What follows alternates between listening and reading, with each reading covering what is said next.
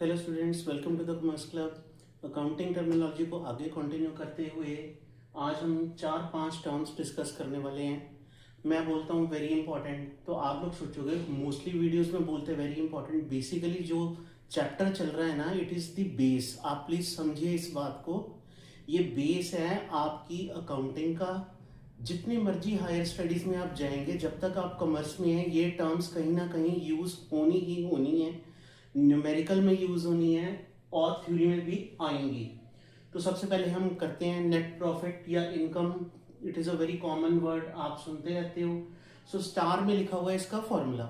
What is net profit? It is the excess of revenue over expenses. In other words, revenue minus expenses are called net profits, right?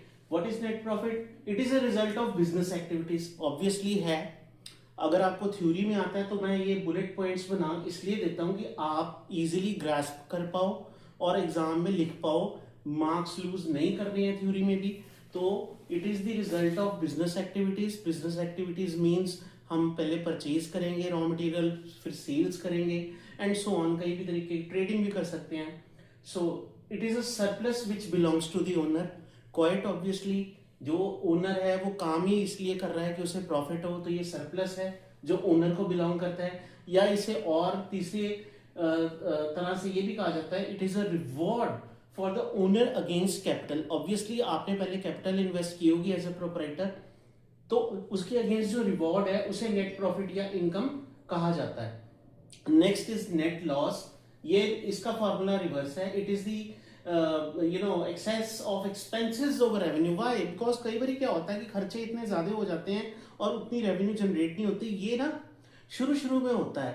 Ideally जब आप एक business start करते हो, पहले उस business में expenses होते हैं, ओनली देन आपको रेवेन्यू आता है। पहले बिजनेस ब्रेक इवन पॉइंट पे पहुंचता है। वो एक ऐसा पॉइंट होता है जहां कोई प्रॉफिट नहीं हुआ, कोई लॉस नहीं हुआ। हाँ, it is a sign of progress, because आपने जितना पहले खर्चा किया था अपना यूनिट लगाने में, अपनी शॉप लगाने में, उस पर एसेट्स परचेज करने में, उसके बाद आज जब हम ब्रेक इवन पॉइंट पे पहुंच रहे हैं, तो दैट मीन्स कि हमारी रेवेन्यू धीरे धीरे आने लगेगी, सेल्स इंक्रीज हो रही है।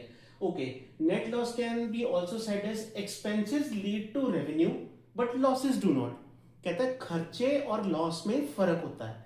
लॉस हो गया नुकसान होना, एक्सपेंस हो गया ऐसा खर्चा करना जो हमें रेवेन्यू दिलाएगा आने वाले टाइम में। I hope it is clear. So example मैंने दिया हुआ है, पिलफरेज, चोरी, थेफ्ट होगी, it is a loss.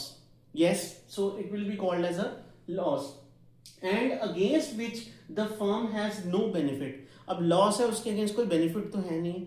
Loss book किया जाएगा, बुक्स में दिखाया जाएगा जैसे नेट प्रॉफिट दिखाया जाता है।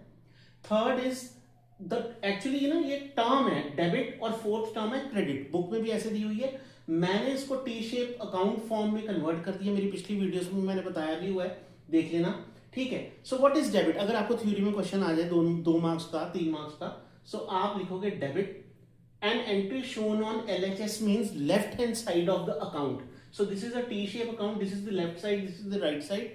तो लेफ्ट हैंड साइड पे जो एंट्री दिखाई जाती है उसे डेबिट कहा जाता है। रूल्स क्या होते हैं? स्टार लगाया हुआ है, इंपॉर्टेंट है, रिवाइज कर लो। जो नए आए हैं वो सुन लो, ये यूज होने हैं। पर्सनल अकाउंट में debit the receiver, right? Nominal account में debit all expenses and losses, and real account में डेबिट ऑल एसेट्स। अच्छा, ये पर्सनल, नॉमिनल और रियल अकाउंट्स है ना, ये मेरी किसी वीडियो में है, आप सर्च करोगे आपको दिख जाएंगे। एक्चुअली मैं थंबनेल में ही टॉपिक डाल देता हूँ सो दैट जिसने भी देखने उसे ढूंढने में मुश्किल ना हो। तो आप वहां से देख के एक बार देख लेना पर्सनल, नॉमिनल और रियल। और जो मेरी वीडियोस रेगुलर देख रहे हैं उन्हें तो डिटेल में समझाया हुआ है। सिमिलरली एक और टर्म है credit. It is shown on the right hand side of the account, T shape account, right? इसमें रूल्स क्या हैं? पर्सनल अकाउंट के लिए credit the giver, nominal account के लिए credit incomes and gains, and real account के लिए credit all liabilities, ठीक है। नेक्स्ट टर्म है रिजर्व। एक minute, I forgot to underline it, तो कि पता नहीं चलता फिर। हाँ, रिजर्व क्या है? रिजर्व है amount set aside out of profits और द सरप्लसेस। मैं बड़ी लेमन लैंग्वेज में समझाता हूं। नीचे वर्ड में लिखा हुआ है बैड डेट्स, ये भी बताता हूं। देखो, हमने प्रॉफिट कमाया इस बारी, मान लीजिए हमें सारे खर्चे निकालने के बाद 1 लाख रुपए का प्रॉफिट हुआ है। अकाउंट्स का ना एक रूल होता है, अगला चैप्टर मेरा वही है, अकाउंटिंग कंसेप्ट्स एंड कन्वेंशंस। उसमें एक कन्वेंशन है कि anticipate all losses, anticipate all profit, do not anticipate profit but provide for all losses. कहने का क्या मतलब है, हम जानते हैं, हम चाहते हैं और हम उस तरफ बढ़ते हैं कि हाँ हम अपना प्रॉफिट बढ़ाएंगे, लेकिन ना हमेशा हमें मान के चलना चाहिए कभी लॉस भी हो सकता है, को कंटिंजेंट लाइबिलिटी अराइज हो सकती है, कुछ भी हो सकता है।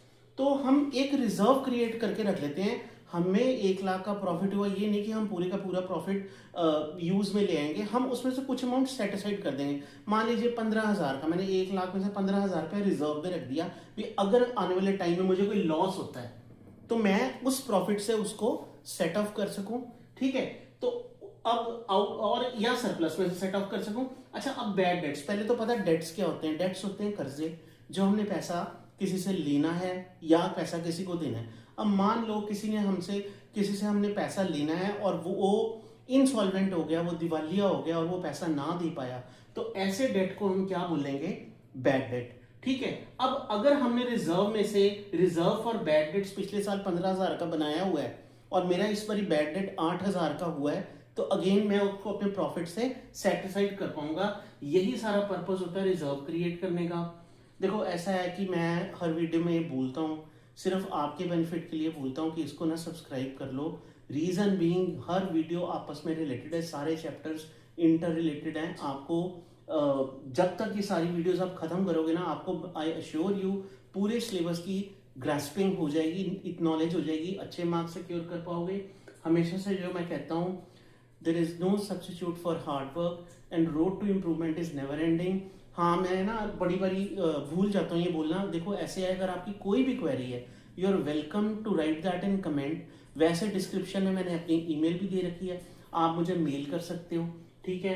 मैं बहुत सारे आपको न्यूमेरिकल प्रॉब्लम्स मेल पे भेजूंगा या आप कमेंट्स करोगे तो उस पर आप लोगों को भेज दूंगा, जिससे आपको एग्जाम में हेल्प मिलेगी। तो मिलते हैं नेक्स्ट वीडियो में। नेक्स्ट वीडियो भी बड़ी इंपॉर्टेंट होने वाली है, क्योंकि उसमें मैं डिटेल में बताऊंगा what is discount, what are its types और उनकी अकाउंटिंग ट्रीटमेंट क्या की जाती है। तो मिलते हैं नेक्स्ट वीडियो में। Bye for now.